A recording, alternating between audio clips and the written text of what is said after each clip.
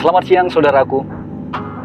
Saya ingin bercerita sedikit dari atas kapal ini.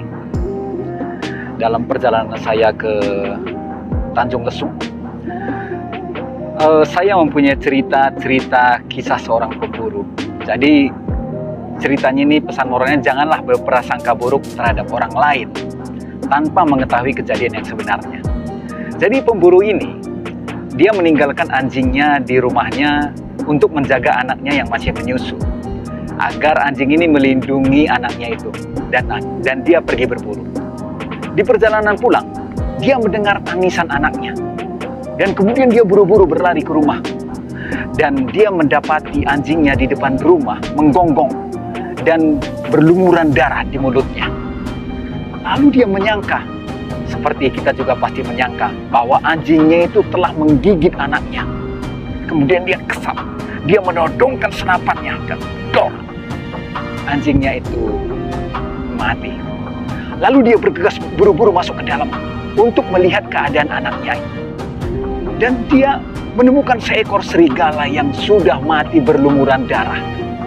Dan dia masuk ke kamar. Ternyata di kamar anaknya itu tidak apa-apa, dia selamat. Baru dia menyadari ternyata anjingnya itu membunuh serigala itu sehingga mulutnya berlumuran. Akhirnya menyesal. Sering sekali dalam kehidupan kita, kita berprasangka buruk.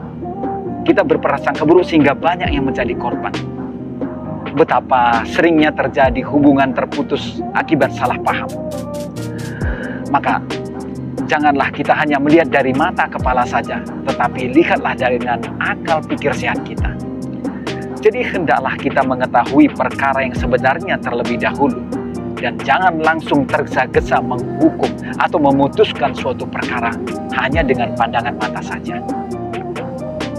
Hendaklah kita mengetahui perkara yang sebenarnya dahulu sebelum kita terjatuh ke dalam kesalahan yang membuat kita menyesal seumur hidup kita, sepanjang hidup kita. Jadi saudaraku, semoga cerita singkat ini, kisah pemburu ini, bisa bermanfaat untuk kita.